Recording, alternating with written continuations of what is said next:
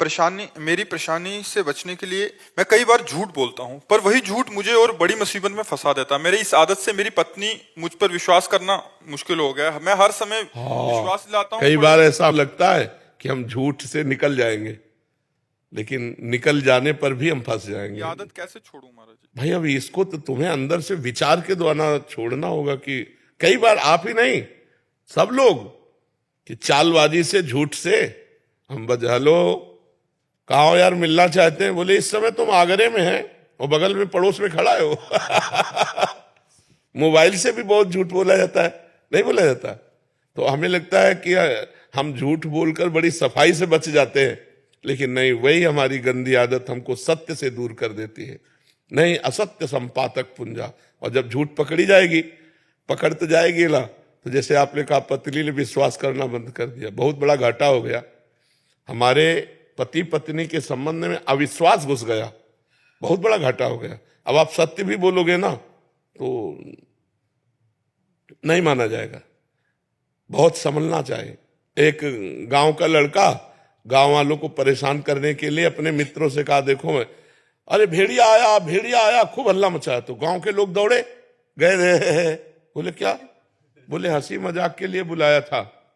अब असली में एक दिन भेड़िया दबोच लिया। बोले भेड़िया आया, भेड़िया। गांव वालों ने सोचा हंसी मजाक ही कर रहा होगा, भेड़िए ने मार डाला उसे। समझ रहे हो? अगर हम झूठ बोलेंगे तो कभी सत्य बोलेंगे तो भी हमारी सत्य बात झूठ मान ली जाएगी कि ये झूठ बोलता है आदमी। हमें लगता है झूठ को धीरे धीरे कम करना चाहिए। कह दें आज से हरिश्चंद्र सत्यवादी, तो ऐसा नहीं हो पाएगा, क्योंकि जबान है और माइंड है, वो झूठ से बचता रहा है तो प्रयास करेगा झूठ का। धीरे धीरे धीरे धीरे अगर हम सत्य बोल देंगे तो फांसी थोड़ी चढ़ा दी जाएगी। हमारे आचरण सही हो जाएंगे, हमारा जीवन सही हो जाएगा। लोग कहते हैं व्यापार में झूठ बोलना ही पड़ेगा। हम कहते हैं क्यों झूठ बोलोगे? सब कोई जानते हैं व्यापार मुनाफा के लिए किया जाता है। तो ये बंदा जो वस्तु बेच रहा है, इसका भी परिवार है, इसकी भी दुकान मकान है, उसके लिए खर्चा इसी से ले रहा होगा। तो अब ये कहने की जरूरत कि देखो भाई साहब, ये जो चीज है ये 120 की पड़ती है हमें, पर हम कसम से कह रहे हैं मुनाफा नहीं लेंगे, आप 120 का दे दो। और वो है 70 की। वो कसम खा के, उस झूठ बोल करके 30-40 रुपया अगर बचा पाए, वो तुम्हारे लिए सुखकारी नहीं होंगे। और प्राय लोग ऐसे करते हैं, कसम से कह रहे हैं आपके कारण केवल दे रहे हैं। आपका और तुम इतना बड़ा व्यापार खोले हो, हमसे इतना व्यवहार मानते हो। वो कसम पूर्वक बोलना, ऐसे बोलना, ये सब गलत। भाई ये 120 की है, जैसे मान लो पूछा 120 की है, मुनाफा हम जितना हमारा बनता उतना ले लिया, आपको लेना ले, नहीं चले जाओ। तो ये जरूर है कि आप थोड़े दिन में प्रकाशित हो जाएंगे कि ये आदमी बेईमान नहीं है, ये एक दाम में बेचता है। तो एक दाम वाले आएंगे आपकी दुकान में। तो हमें लगता है सत्य से चलने पर थोड़ा जरूर लगेगा कि आप देर में धनी बनेंगे, लेकिन अच्छे धनी बन जाएंगे। दीपक की चले जलोगे तो जलते रहोगे, हाइलोजन की तरह प्रकाशित होगे, फ्यूज हो जाओगे। अधर्म ना करो, झूठ मत बोलो, बेईमानी मत करो। पत्नी से कह दो हम वृंदावन होके आ रहे हैं, अब हरिश्चंद्र वाली चाल चलेंगे, झूठ नहीं बोलेंगे, तुम हम पे विश्वास कर ले, ठीक है? नहीं, पति पत्नी में विश्वास न रहा तो यार फिर जीवन किस काम का? सोचो, वो तुम कह रहे हो कुछ भी, वो कह रहे हम जान रहे सब फ्रॉड है, तो क्या फायदा हुआ? हमारे जबान पे वो विश्वास न करे तो अब विश्वास दिलाओ, ठीक है? और किसी के भी साथ भी धोखा मत करो। सर्वेश कुमार जी, राधा वल्लभ श्री हरिवंश महाराज जी। गुरुदेव भगवान, मुझे राम नाम जप में प्रीति है, अपना आराध्य देव प्रभु श्री राम जी को मानता हूँ। महाराज जी, कभी कभी ऐसा लगता है कि मैं अपनी जिम्मेदारियों पर अपने की अपेक्षा अनुरूप नहीं खरा उतर पा रहा हूँ, जबकि मैं अपने पूर्ण मनोयोग से समर्पित होकर हर संभव प्रयास करता हूँ। महाराज जी, मन खिन्न रहता है, मार्गदर्शन करें मेरी। वैसे खिन्नता अच्छी चीज है, खिन्न रहना अच्छी बात है। गिरा अरथ जल बीच सम कहियत भिन्न न भिन्न, बंदो सीता राम पद जिन्हीं परम प्रिय खिन्न। अगर हम भगवत भाव को लेकर खिन्न रहते हैं, असंतुष्ट रहते हैं, तो बहुत उन्नति की ये वृत्ति है।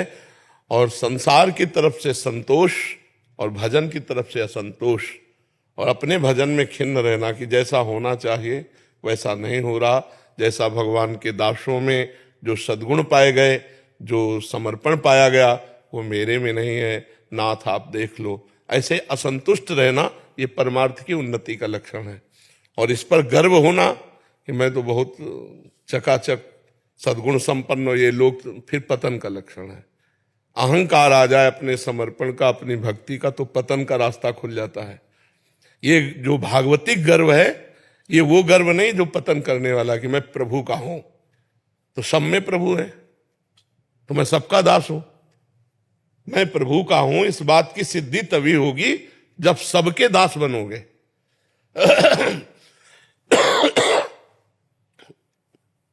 सो अनन्य गति जाके असमति न टरे हनुमंत, मैं सेवक सचराचर रूप स्वामी भगवंत। ये सब चराचर भगवंत रूप है, मैं सबका सेवक हूं, मेरे स्वामी प्रभु हैं। अस अभिमान जाय जन भोरे, मैं सेवक रघुपति पति मोरे। एक आ जाए अजीब मस्ती भक्त में होती है, एक अलौकिक उन्माद भक्त में होता है, क्योंकि उसकी दृष्टि में कोई व्यक्ति नहीं होता, भगवान होते हैं। उसकी दृष्टि में परमात्मा होते हैं, सब में वही रमा है। जिसको हम जप रहे हैं, जिसको हम खोज रहे हैं, वो भेष बदलकर मेरे सामने बैठा, मैं पहचान नहीं पा रहा हूं। वही है, वही संत वेश में है, वही असंत वेश में है, सब रूपों में वही है। उसी सिया राम में सब जग जान। तो अच्छी बात है बच्चा, पर नाम जप करते रहो और पाप आचरण में कभी भी लिप्त मत हो, उसको भगवान की कृपा नहीं मानेंगे। महाराज जी, यद्यपि प्रश्न भागवतिक नहीं है, बट एक समस्या है जो उनके उसमें, महाराज जी ऐसे बहुत सारे बच्चे हैं जिनको विविध प्रकार की समस्याएं हैं, फिर वो डिप्रेशन में चले। जैसे कह रहे हैं कि बचपन से शायद बाल तो ठीक थे, 10 साल में बाल उड़ गए, और कहते हैं फिर बहुत सारे लोग बच्चे उपहास करने लग गए। ऐसे ही महाराज जी कोई मोटे हो जाते हैं तो उनका उपहास करने लग जाते हैं। तो ऐसे में महाराज जी अपने मन को कैसे वो रखें कि इसमें सोचना है कि भगवान ने हमारे को ऐसा ही विधान बनाया है। अगर हमारे बाल सही रहने होते तो पूर्व कर्म के अनुसार फिर ये क्रिया ना होती। अगर बाल झड़ रहे, मान लो किसी की एक आंख खराब है, किसी का शरीर मोटा है, किसी का रूप थोड़ा सही नहीं है, अगर कोई उपहास करते तो मूर्ख बच्चे हैं जो उपहास करते हैं। उपहास नहीं, ये हमारे हाथ की बात है, ये आपके हाथ की बात है कि आप बाल कैसे रखो, आप बाल कितने घने हो कि कैसे। ये तो जो पूर्व कर्म के अनुसार आया वो अपने समय पर प्रभाव दिखाएगा। वो मूर्खता के कारण उपहास करते हैं, उनको मूर्ख समझ करके उधर वृत्ति ही ना दे, और अपने को डिप्रेशन में थोड़ी डालना है। ये अब हमारा कर्म होगा कि पूर्व प्रारब्धवश आए हुए क्रिया की असफलता में हम इतना गाढ़ चिंतन कर लें निगेटिव कि हम नकारात्मक सोच में बैठ जाएं, डिप्रेशन में बैठ जाएं, ऐसा नहीं। और हाँ, तो अगर पैसा हो तो लगवा भी सकते हो, जब ब्याह आदि का कार्य हो तो उसको लगवा। ये सब साधारण बातें, इनमें इतना गहरा सोच नहीं करनी कि हम डिप्रेशन में पहुंच जाएं। ठीक है, आज हमारा विज्ञान बहुत बड़ा हुआ है। अगर बाल रोपण करवाना भी, क्या कहा आप उसको, हेयर ट्रांसप्लांट हम तो बाल रोपण कहेंगे कि वो तो ऐसा कर, और बिल्कुल मस्त रहो। जिनके बहुत बढ़िया बाल हैं, कोई सौभाग्यशाली है। अरे भगवान से हमारा चित्त जुड़े और हम प्रसन्न रहे, ये बढ़िया बात है। मान लो ना ब्याह हो तो 50 बच्चियां भगवान का भजन कर रहे हैं, तो ऐसा नहीं, हमें भगवान जैसा मार्ग दें वैसे चलकर और आनंद पूर्वक जीवन व्यतीत करना चाहिए। राधे राधे महाराज जी, आपके चरणों में कोटि कोटि प्रणाम। महाराज जी, आपकी कृपा से मुझे ज्ञात है कि हमारे पिछले जन्मों में किए गए कुकर्म ही हमें क्षति पहुंचाते हैं। महाराज जी, अगर पति शारीरिक क्षति पहुंचाए एवं जान लेना हमला करे तो महाराज जी ऐसे में सहन करना चाहिए या क्या प्रतिरोध? नहीं, रिपोर्ट करनी चाहिए। पति का अधिकार, पत्नी का परस्पर प्रेम एक सीमा तक है। ऐसा नहीं कि वो हमारे साथ एक राक्षसी व्यवहार कर सके, नहीं। अगर पति सम्मान योग्य है तो पत्नी भी अर्धांगिनी है। हम अपने प्राणों का जैसे पोषण करते हैं ऐसे पत्नी का पोषण करना चाहिए। अगर पति स्वयं दुर्व्यवहार के साथ बर्ताव करता है, सीमा तक, जान लेने की बात आई इसलिए हमने पहली बात कह दी कि रिपोर्ट कीजिए। जान लेना, आप अपनी जान नहीं ले सकते, भागवतिक और कानूनी दोनों कार्रवाई में आप बंदी बना लिए जाएंगे। अगर आप उपाय कर रहे हैं और आपको रिपोर्ट कर दी जाए आपकी, तो आप बंदी बनाने योग्य कार्य कर चुके, अगर आप का उपाय कर रहे हैं। और भागवतिक तो है ही है अपराध। तो अगर पत्नी की जान लेने की बात आती है तो उसे रिपोर्ट कर देना चाहिए, बिल्कुल समय नहीं लगाना चाहिए, क्योंकि ऐसा आदमी कभी भी हानि कर सकता है। तो ये बात सरकार को पता होनी चाहिए कि हमारा पति हमारी जान ले सकता है, और संबंध विच्छेद कर देना चाहिए। कम से कम जीवन भगवान के लिए है। अगर तुम्हें मैं पति माना, भगवान माना, और तुम ऐसा दुर्व्यवहार करो, यहाँ तक करो कि आप हमारी हत्या करने की सोच लो, तो फिर आप पति नहीं है। फिर ऐसे राक्षसों के लिए जेल बनी हुई है। वो राक्षस है, वो पति नहीं है, वो दंड का अधिकारी है। जो ऐसे गंदे आचरण करने वाले पागल लोग हैं, इन्हीं के लिए जेल भरी हुई है। ऐसे को रिपोर्ट करना चाहिए, तुरंत दंडित करने का विधान करना चाहिए, ऐसों को बख्शा नहीं जाना चाहिए। यदि पत्नी गलत आचरण करती है तो आप उचित डांट सकते हो। यदि आपके धर्म की मर्यादा के खिलाफ जा चुकी है तो आप डिवोर्स दे सकते हो। मारने का अधिकार नहीं है, मारने का अधिकार नहीं है। मारने का अधिकार हमारे कानून को है। वो जब देख लेगा कि इतनी बड़ी अपराधिनी, तो फिर उसकी सजा कानून, वकालत, या जो वो जज हैं वो देंगे। ऐसे नहीं, मनमानी आचरण थोड़ी है। किसी को अधिकार नहीं किसी को मारने का। वो सरकार के कानून के अधिकार में है कि किसको 20 साल की सजा देनी, किसको आजीवन या किसको फांसी, अपने अधिकार में नहीं है। जी। वैदिक लक्ष्मीकांत शास्त्री जी, रेवासा से। महाराज जी प्रणाम। महाराज जी, मैं ऑनलाइन व ऑफलाइन माध्यम से 4000 बच्चों को वेद का ज्ञान प्रदान किया है और कर रहा हूँ। महाराज जी कह रहे हैं कि स्वयं 2 गुरुकुल भी संभाल रहा हूँ, परंतु महाराज जी मैं बच्चों से दक्षिणा रूप से उस अध्ययन के लिए कुछ शुल्क लेता हूँ, परंतु बहुत से लोग इसे निषेध बताकर, वेद का व्यापार बताकर मेरा मन ऐसा खिन्न हो जाता है। नहीं, क्यों नहीं, गुरु दक्षिणा का विधान शास्त्रों में पहले से रखा हुआ है। ऐसा कैसे है? फिर वो जो गुरुकुल चला रहा है, वो अधिपति कैसे अपने परिवार का पोषण करेगा? भाई हाँ, वेद बेच नहीं रहा, उसका कार्य है वेद अध्ययन करना, अध्ययन कराना, दान लेना, दान देना, यज्ञ करना, यज्ञ कराना, ये सत्कर्म ब्राह्मण के हैं। तो हमारे गुरुकुल में गुरुदक्षिणा दे के ही गुरुकुल से निवृत्ति होती थी। भगवान श्री कृष्ण ने जब पूरा पाठ्यक्रम हुआ तो इसके बाद गुरु जी को प्रणाम करके कहा कि आप गुरुदक्षिणा बोलिए। संदीपनी गुरु भगवान ने भगवान श्री कृष्ण से कहा कि आप जैसा शिष्य हो, ये सौभाग्य हमें मिला, जगतपति भगवान हमारे शिष्य, इससे बड़ी हमें गुरुदक्षिणा नहीं चाहिए। तो भगवान ने कहा नहीं, बिना गुरुदक्षिणा दिए ये रीति नहीं है, तो आप गुरुदक्षिणा मांगिए। तो उनका फिर गुरु माता से पूछिए। तो गुरु माता ने कहा मेरा बालक समुद्र किनारे खेलने गया था, वहां मर गया, आप उसे जीवित करके ला दीजिए। भगवान लाए और गुरुदक्षिणा में वो दिया, गुरु माता को जीवित पुत्र दिया। तो ये शास्त्र प्रमाणित बात है। बिना गुरुदक्षिणा के शिष्य की जो अध्ययन वृत्ति है वो पूर्ण नहीं मानी जाती। तो ऐसा नहीं है कि हम शुल्क ले रहे हैं तो वेद को बेच रहे हैं, नहीं, ऐसा नहीं।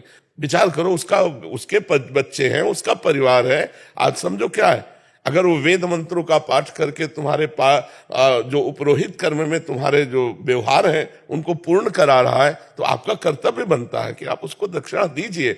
जो आचार्य है वो चाहे यज्ञ हो, चाहे पूजा हो, चाहे अध्ययन हो, भेंट देना ही चाहिए, जबरदस्ती देना चाहिए। वो ना ले तो भी देना चाहिए, क्योंकि उसकी पूर्णता तभी होती है। आप इसमें खिन्न मत होइए, उदार भाव से विद्या अध्ययन कराइए और उचित भेंट लेकर अपने परिवार का पोषण कीजिए। ये वेद बेचना नहीं है। डॉक्टर विजेश कुमार जी। राधे राधे। राधे राधे महाराज जी। महाराज जी, मैं सदा ही पशुओं का उपचार करने या दवा लिखने के पूर्व ईश्वर से प्रार्थना करता हूं कि इस वक्त मुझे संबंधित पशु के रोग की सबसे अच्छी दवा याद आवे। इसी के परिणाम स्वरूप जब पशु ठीक होता है तो पशुपालक तो मेरे चिकित्सक ज्ञान की प्रशंसा करते हैं, किंतु मैं प्रभु को धन्यवाद देता हूं, पर प्रभु पशुपालक की ये प्रशंसा मुझे लंबे समय तक याद रहती है। किंतु कुछ गंभीर रोगों में जब हम पशु को नहीं बचा पाते तब ये मानकर कि हरी इच्छा ही होगी भूल जाता है। बहुत सुंदर विचार है। और एक और डॉक्टर हैं, ये भी ऐसे ही कह रहे हैं कि ये भी ऐसे ही करते हैं, बट कभी कभी जिन्होंने जब सफलता या असफलता मिलती है तो लोग बहुत गलत शब्द का प्रयोग करते हैं, तो उस समय मन दुखी होता है। कोई बात नहीं, दुखी नहीं होना चाहिए, अपने को पक्का होना चाहिए। जैसे मेरा प्रयास 100% भगवत प्रेरित ठीक हुआ, अब इसके बाद वो जीव मर गया, चाहे वो मनुष्य हो चाहे वो पशु हो, हमारा डॉक्टर का एक प्रयास होता है, सफल प्रयास। अब परिणाम भगवान के ऊपर है। जैसे उसका प्रारब्ध है कि अब इतने मिनट इतने सेकंड के बाद ये मरेगा, तो तुम चाहे संजीवनी जड़ी पिला दो, वो मरेगा, क्योंकि उसकी आयु समाप्त हो गई है।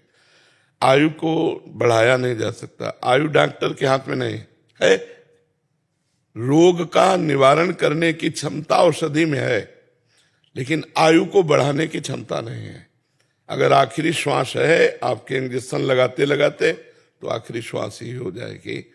तो हमको इस बात पर धैर्य रखना चाहिए कि हमारा प्रयास उत्तम रहा, औषधि उत्तम दी, इसके बाद जीव का परिणाम यह है कि उसकी आयु समाप्त है, इसलिए वो मर गया। हमें दुखी नहीं होना। सामने वाला गाली दे रहा, हुआ अज्ञानी है, वो इस विषय को नहीं जानता। केवल वो रोग निवारण के उतने ही विषय को जानता है जितना पढ़ाई की है, जितना अभ्यास किया है, शेष बात नहीं। शेष तो भगवान के ऊपर होता है। जैसे आपने कहा, प्रारंभ में भगवान से कहते हैं कि मुझे रोग की औषधि बताइए, ये बहुत उत्तम बात है। और जब प्रशंसा मिलती है तो उसे भगवान की तरफ कर देते हैं कि प्रभु आपने ही बताया था, आपने ही प्रयास कराया था, ये आपकी ही प्रशंसा हो रही है। और जब निंदा होने लगे तब आपको सोचना चाहिए कि अज्ञान की धरा में निंदा कर रहा है, क्योंकि हमने भागवती प्रेरणा से ठीक औषधि की। अब उसकी आयु नहीं है तो मैं आयु थोड़ी बढ़ा दूंगा। गुरुजी, ये प्रसन्नता हमारे अहम को तो नहीं बढ़ा देगी? नहीं, अगर आप भगवान से जुड़े हैं तो अहम को प्रसन्नता नहीं बढ़ा देगी। जब भगवान से विमुख होकर के प्रसन्नता की जाती है, वो जो प्रशंसा होती है उसमें जो हमें प्रसन्नता होती है वो हमारे अहंकार को पुष्ट करती है। और जब हम भगवान से, तो फिर अपने को पता है ना, दूसरे हमको कहें कि बहुत अच्छे डॉक्टर हैं, लेकिन अपने को पता है ना कि अच्छे डॉक्टर तो भगवान है।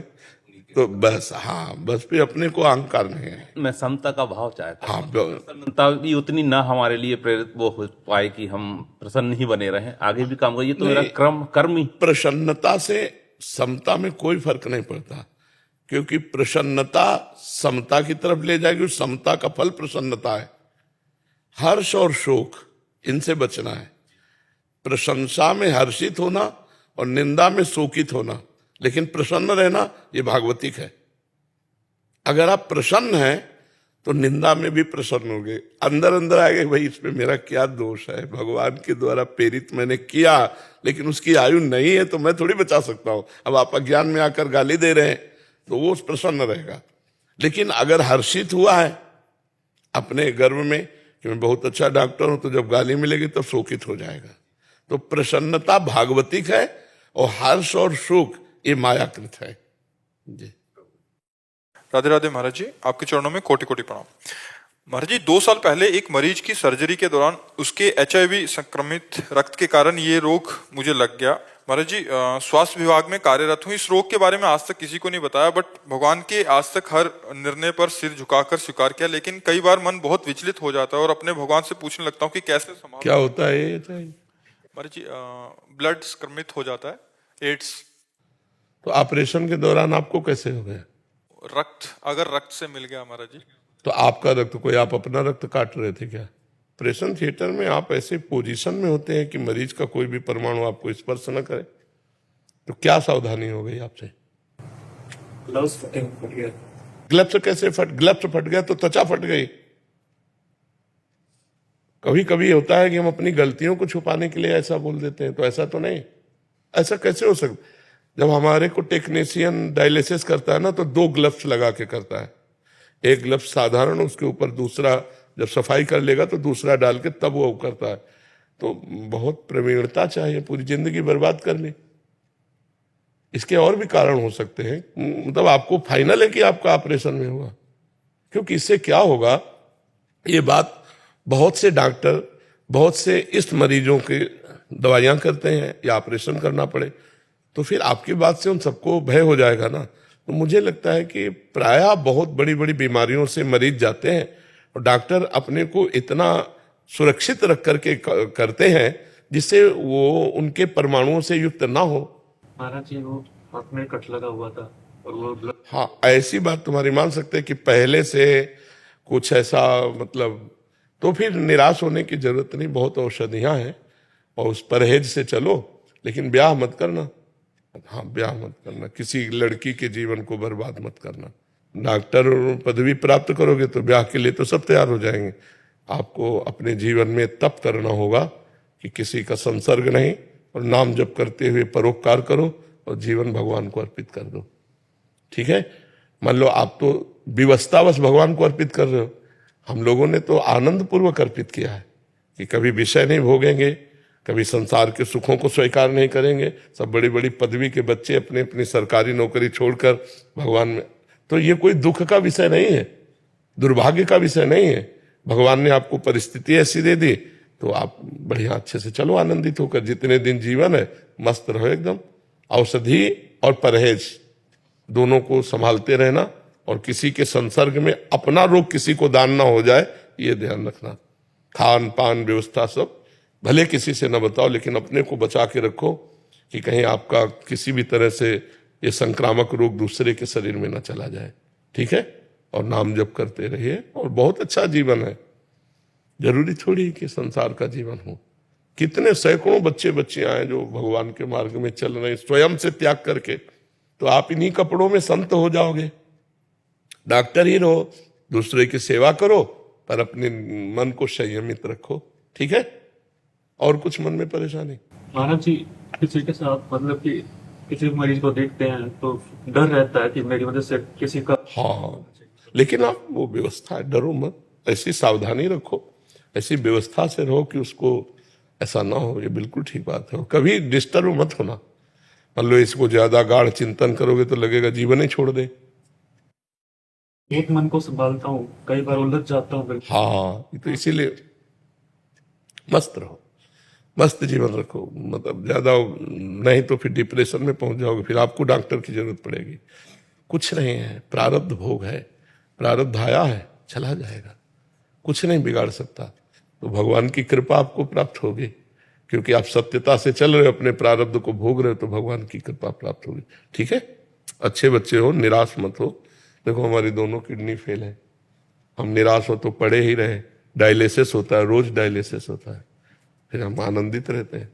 जैसे जैसे प्रभु रख रहे हो वैसे वैसे हम रह रहे हैं। आनंदित होने के कारण हमारे शरीर पर उसका कुप्रभाव नहीं पड़ रहा। नहीं, किडनी का कुप्रभाव जैसे डायलिसिस का है ना, तो अभी किसी काम के न रहे, हम आनंदित रहते हैं, प्रसन्न रहते हैं। हम प्रसन्न रहते हैं, इसलिए आप भी प्रसन्न रहिएगा, ठीक है। नेहा जी दिल्ली से। गुरुदेव, मेरे माता पिता ने एक सपना देखा था कि मैं एक उच्च पदाधिकारी बनूं। उन्होंने मेरे हर संभव प्रयास किया और मैंने भी बहुत मेहनत की, बट असफलता हाथ लगी। महाराज जी, अब असफलता से डर सा लगने लग गया है, प्रयास करने में भी डर लगने लग गया कि दोबारा असफल हो गई तो दोबारा प्रयास करेंगे। हमको प्रयासरत रहना है। हमारा पूर्व का प्रारब्ध जो है ना, जैसे हमको दुख देना है प्रारब्ध को, तो अब हम अगर सफल हो जाएंगे तो दुख कैसे मिलेगा? तो असफल करेगा ना, तो कई बार असफल करेगा, कितनी बार प्रारब्ध अटैक करेगा। हम हर बार प्रयास करते हो। प्रारब्ध को असफल करने के लिए नाम जप करो। नाम जप करते हो साथ में, अधिक से अधिक संख्या में, अधिक संख्या में नाम जप करो। तो जो प्रारब्ध आपको असफल करना चाहता है, आप उस प्रारब्ध को असफल कर दीजिए और आप सफलता प्राप्त कीजिए। मंत्रानुष्ठान में और भगवान के स्तोत्रों में और भगवान के नाम जप में बड़ी सामर्थ्य है। यदि हम भगवान के मंगलमय स्तोत्रों का, जैसे भारी से भारी संकट हो और गजेंद्र मोक्ष का पाठ करें रोज, तो भारी से भारी संकट निवृत्ति हो जाएगी। धन चाहिए तो ऐसे स्तोत्र हैं जिनके गायन करने से धन की प्राप्ति होती है। यदि हमें अपने लक्ष्य की प्राप्ति चाहिए तो मंत्रानुष्ठान, जप, इनमें इतनी सामर्थ्य है कि प्रारब्ध को नष्ट करके हमारी सफलता। अब माला दो माला से तो बात बनने वाली नहीं। डट के मंत्रानुष्ठान करो, नाम जप करो, तो यहाँ के अधिकार की क्या बात है, ब्रह्मा का अधिकार मिल जाए। ये तो मर्त्य लोक के कोई अधिकारी पद की बात है, ब्रह्मा का अधिकार मिल जाए। देखो, पूर्व का पुण्य है तो हमारे देश की एक महिला राष्ट्रपति है। तो हम निराश तो कभी होंगे ना कि अब हमसे नहीं हो पाएगा, नहीं। जय बार असफलता मिले तय बार और उत्साह करके हम लगी रहे तो कभी न कभी सफल हो जाएंगे। पर साथ में भजन होना चाहिए। अगर तप नहीं है, भजन बल नहीं, तो किसके बल से आप प्रारब्ध को दबा करके आगे बढ़ेंगे? वो भजन बल ही होता है। इसलिए खूब भजन कीजिए, नाम जप कीजिए और भगवान से प्रार्थना कीजिए, तो कभी न कभी तो सुन ही लेंगे। महाराज जी, मन में भय हो गया है कि असफलता के डर की वजह से और उसकी वजह से जो माता पिता को दुख होता है, उनका जो चेहरा देखना पड़ता है। देखो, इस पे ध्यान नहीं देना चाहिए। इस पे ध्यान नहीं देना चाहिए। वो तुम्हारे हाथ की बात है क्या? अब बच्चे इसी बात को ज्यादा ध्यान देने लगते हैं तो गलत मार्ग में चले जाते हैं। ना हम माता पिता के दुख को देखेंगे, ना स्वयं दुखी होंगे। ऐसे बच्चे तो गलत कदम उठा लेते हैं। बिल्कुल नहीं देखना। माता पिता दुखी हैं तो मैं क्या करूं? तुम्हारा प्रारब्ध भोग है।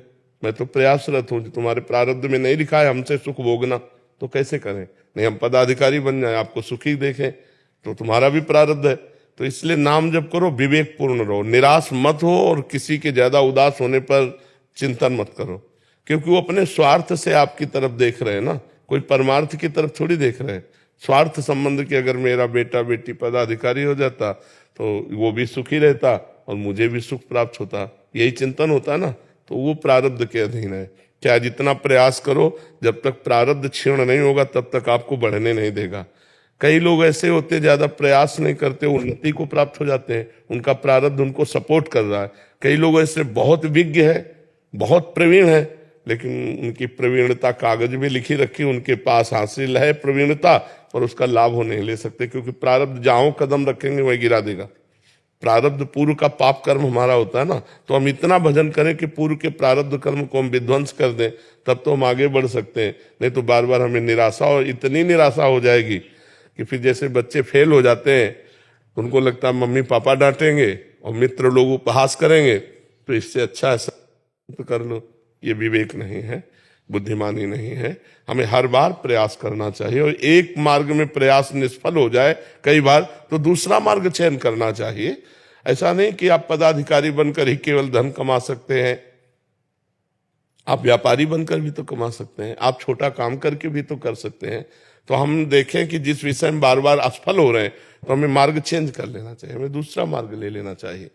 पढ़ लिख करके आप ऐसी नौकरी भी कर सकते हैं जिससे आपको अच्छे पैसे मिल जाए और आप अपने परिवार का पोषण करें। तो जरूरी सरकारी पदाधिकारी ही बन करके हम अपने परिवार का पोषण कर सकते हैं? नहीं। तो हमें बहुत गंभीर रहना है, धैर्यवान रहना है और भगवान से जुड़े रहना है। तो हमारी जिंदगी आज नहीं तो कल प्रकाशित हो जाएगी, भगवान कृपा कर देंगे। सर्वजीत जी कुरुक्षेत्र से। महाराज जी राधा वल्लभ श्री हरिवंश, राधे राधे। महाराज जी प्रभु के दर्शन के लिए विकलता का भाव होना चाहिए, परंतु महाराज जी जब हृदय विकारों से घिरा हो तब ऐसा भाव कैसे जगे? नाम जप, नाम की जय घोष में कोई भी विकार टिक नहीं सकता। सारे विकार भगवत विमुख अंतःकरण में अपना प्रभाव दिखाते हैं, भगवत सन्मुख अंतःकरण में नहीं दिखा सकते, कोई भी विकार नहीं दिखा। जैसे अंगद जी के पैर को रावण के महाबली बलवानों की सभा में भी किसी की ताकत नहीं थी कि हिला दे, ऐसे भगवान के भक्त के हृदय में काम क्रोध लोभ मोह मद मत्सर उसकी निष्ठा को डिगा दें, ऐसे किसी में पावर नहीं। जहां अहंकार होता है वहां पतन होता है, जहां भगवत शरणागति होती है वहां निर्विकारता प्रतिपल बढ़ती रहती है। निर्विकारता और विकार स्थिति दोनों का खेल है। भगवद विमुख अंतःकरण में विकार का खेल होगा, जहां अहम का स्वराज्य है, और जहां भगवत शरणागति है, निश्चिंत हो जाओ, निर्भय हो जाओ, निःशोक हो जाओ, वहां भगवान स्वयं रखवाली करते हैं उस अंतःकरण की। करो सदा तिनके रखवारी, जिम बालक राखे महतारी। जो भगवान की विशुद्ध भावना से शरणागति ले लिया उसकी भगवान स्वयं रक्षा करते हैं। ये विकार विकार कुछ नहीं, ना सतो विद्यते भाव ना भाव विद्यते सता, इनकी सत्ता ही नहीं है और भगवान की सत्ता है। नाम जप जितना नाम जप होगा उतने आप निर्विकार होते जाएंगे, जितना नाम जप होगा उतने दृढ़ विश्वास होता जाएगा, जितना दृढ़ विश्वास होगा उतने भगवान की भक्ति महारानी हृदय में प्रेम स्फुरित। और जब प्रेम हो जाता है तो जिया नहीं जाता प्रभु के बिना। बिरह कमंडल कर लिए बैरागी दो नयन, मांगत दरस मधु करी छके रहत दिन रहन। सुने न काहू की कही कहे न अपनी बात, नारायण वा रूप में मगन रहे दिन रात। नेत्रों में प्रभु बस जाते हैं। प्रिय मूर्ति नयनन बसे तेहि रस रहाय समाय, ये लक्षण सुन प्रेम के और न कछु सुहाय, और न कछु सुहाय फिरे अपने रस मातो, कुटुम देह ते जाय छूट सब ही विधि नातो। नहीं खान पान ते भावे है, नहीं कोमल वसन सुहावे है, सब विषय लगे ते खारा है, हरि आशिक का मग न्यारा है। उसको कुछ अच्छा नहीं लगता। नाम जी के प्रभाव से जब रूप का प्रादुर्भाव होता है और रूप की अंदर ऐसी ललक जागृत होती कि अब मैं इन्हें साक्षात देखूं, तब उसका रुदन प्रारंभ होता है। क्योंकि भगवत दर्शन का एक ही मार्ग है, रुदन। कबीरा हंसना छोड़ दे रोने से, कर प्रीत बिन रोए किन पाइया, प्रेम प्यारा मीत। जब गोपीजनों ने हर साधन करके देख लिया, भगवान की लीला अनुकरण करके, भगवान को पुकार करके, और देखा भगवान प्रकट नहीं हुए, तो रुदु सुस्वरम राजन कृष्ण दर्शन लालसा। तो तासाम आविर्भूत छौरी इसमें मान मुखाम्बुजा, पीताम्बर धरा सृग्वी, साक्षात मनमत मन। तासाम आविर, उन्हीं के बीच में आविर्भाव हो गया। तो रुदु सुस्वरम राजन कृष्ण, जब रोना प्रारंभ होता है, हे प्रियाजु, हे नाथ, हे करुणा में, कैसे वो रुदन होता है, सब अंतःकरण पिघला पिघला घूमता है, विकार सब नष्ट हो जाते हैं, विकार की संभावना ही नहीं। विकार की जैसे भुने हुए दाने में अंकुर होने की संभावना ही खत्म हो चुकी है, ऐसे भगवद अनुराग भरे अंतःकरण में विषय स्फुरण की संभावना ही खत्म हो जाती है। वहां तो केवल भगवान के लिए तड़पना होता है। भगवान जिस पर कृपा करते हैं, ये बात उसी के हृदय में आती कि एकांत में बैठ करके निर्जन स्थान में और भगवान का स्मरण करते हुए रो रहा है भगवान के लिए। सतरत सातरत सा लोकांतार्यति, वो इतना पवित्र हो जाता है कि स्वयं तर जाता है, स्वयं तर जाता है और लोगों को तार देता है। मद भक्ति युक्तो भुवनम पुनातु, जो एकांत में बैठकर अश्रु प्रवाह भगवान के लिए एक विकलता, एक मतलब वाणी उस शब्द को नहीं कह पाती कि वो जो एक अंदर पीड़ा सी होती है। शायद इसको ही इश्क कहते हो, जैसे कोई दिल को मसला करे। पूज्य भाई जी हनुमान प्रसाद पोद्दार जी ने प्रेम दर्शन में लिखा, शायद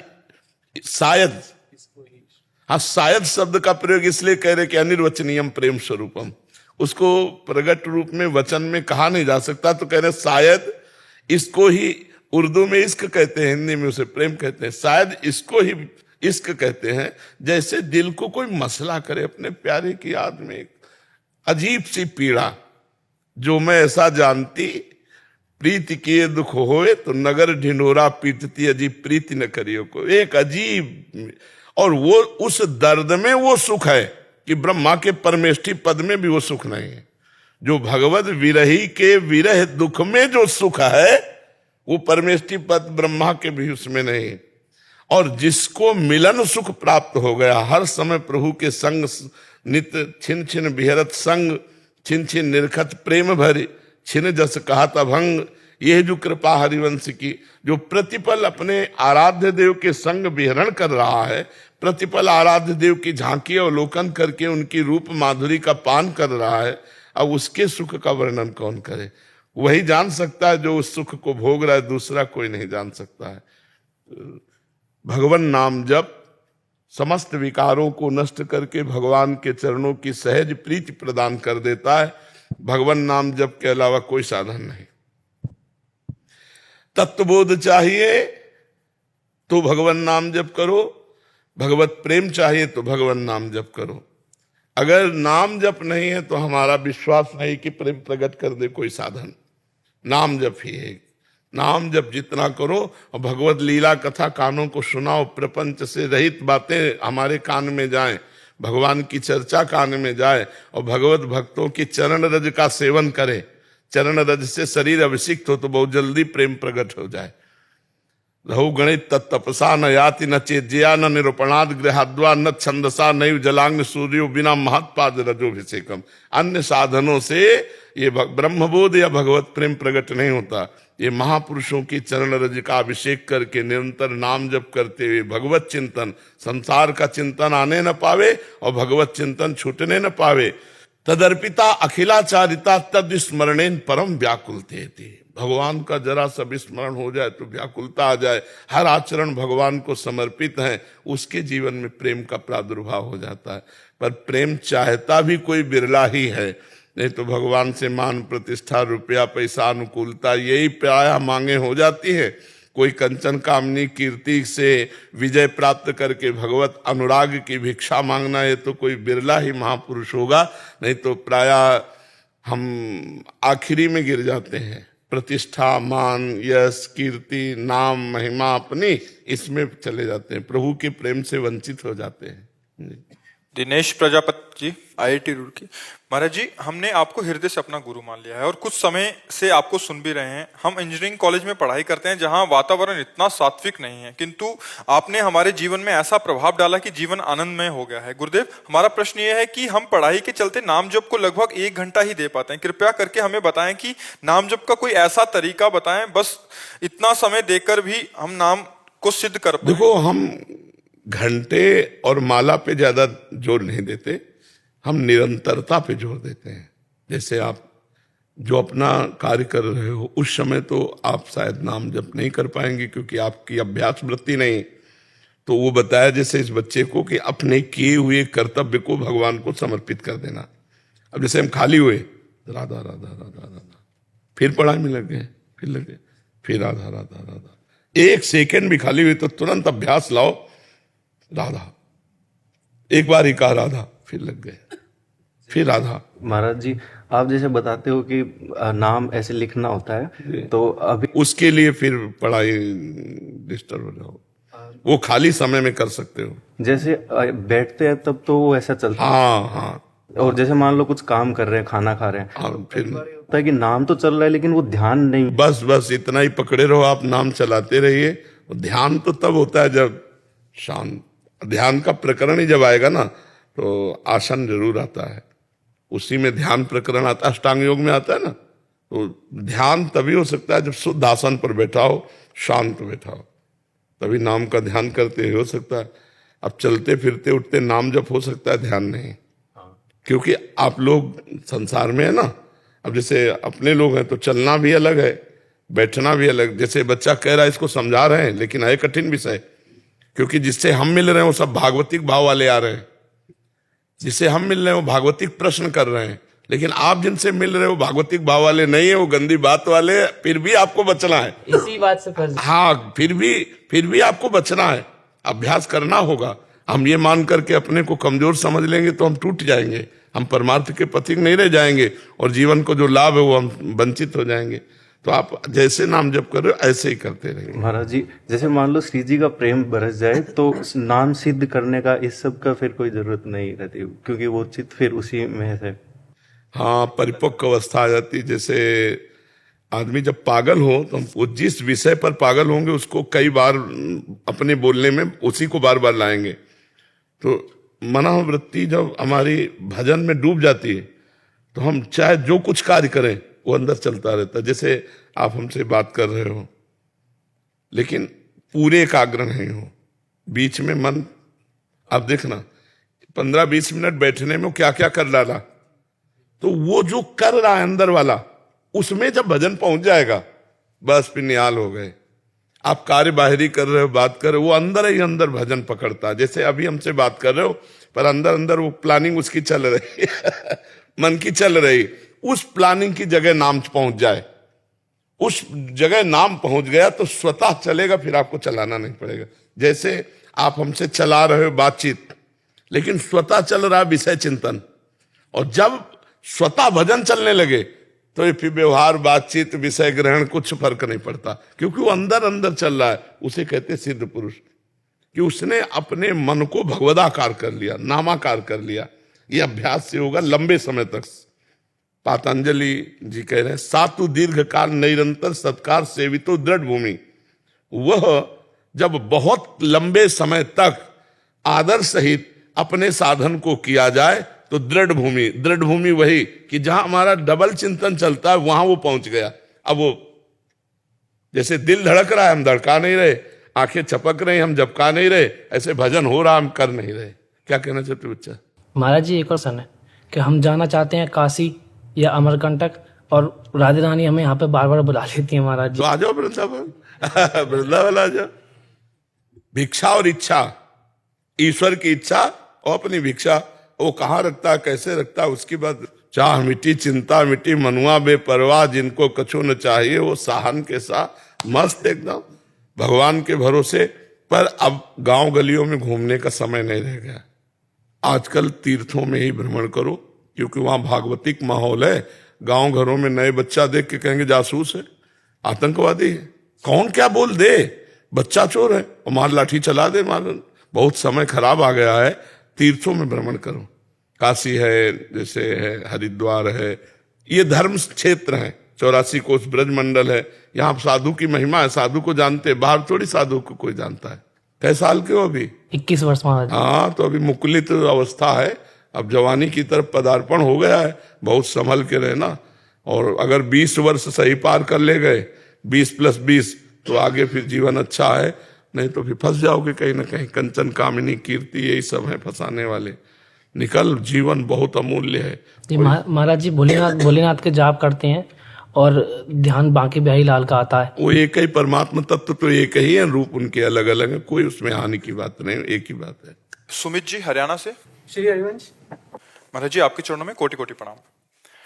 महाराज जी, एक उपासक कह रहे थे कि भजन करते समय कभी कभी उनका मन बहुत आनंद महसूस करता है, परंतु उस स्थिति में भजन धीरे धीरे रुक जाता है। महाराज जी, उपासक उस स्थिति में क्या करे? भजन पकड़े कि भजन छोड़ दे? वो आनंद ही क्या जिसमें भजन छोड़ना पड़े। यहां तक कि सामने भगवान खड़े हों और ये हो कि भजन छोड़ दो, तो हम भजन छोड़ दें, भगवान को पकड़ ले तो बेवकूफी होगी। समझ रहे हो?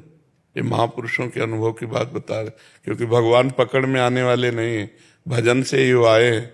जैसे पतंग और डोरी, पतंगो यथा त्वम अनुभ्राम्यमाणा, डोरी को हम नजदीक खींचते हैं, पतंग नजदीक आती जाती है। डोरी हमारे हाथ से छूट जाए, पतंग चली जाएगी। नाम है डोरी, भगवान है पतंग, कभी भी नहीं। आनंद में तो और उलझ करके भजन होता है। आनंद की उमगन में तो परमात्मानंद जब बढ़ता है ना, तो अशुभ प्रवाह होने लगता है, रोमांच होने लगता है। भगवान की सुंदर मनोभावमयी मूर्ति सामने होती है और उपासक उनसे बात करता हुआ, रोता हुआ उनका सुमिरन करता है। ऐसा कौन सा आनंद आया भैया जिससे नाम छूट गया, भजन छूट गया? हमें तो जीवन में ऐसा अनुभव नहीं हुआ। जो चीज प्रिय लगती है उसे और पाने की इच्छा होती है, त्यागने की इच्छा होती है।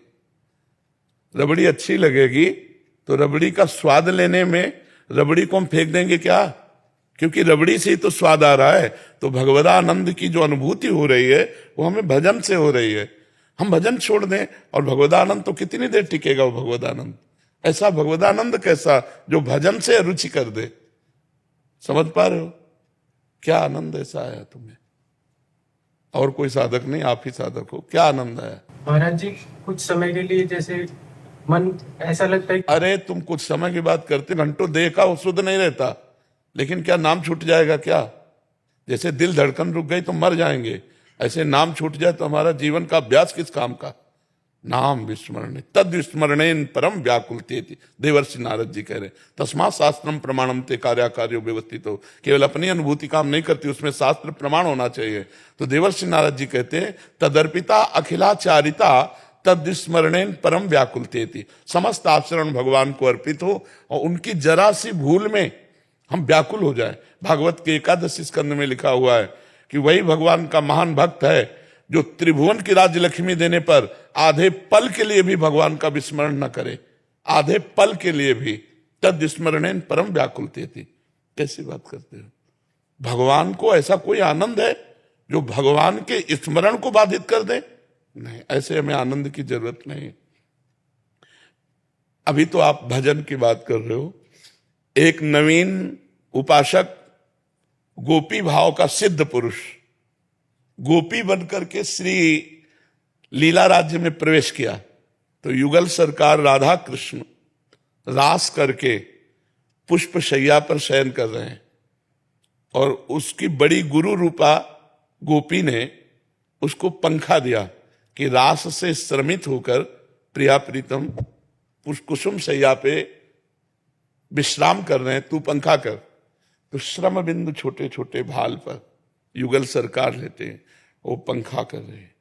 पंखा करने में इतना सुख हुआ कि मुझे पंखा करने का सौभाग्य प्रिया प्रीतम को, और प्रिया प्रीतम को जब वायु लगी तो एक आनंद की उनसे अनुभूति उसको हो रही।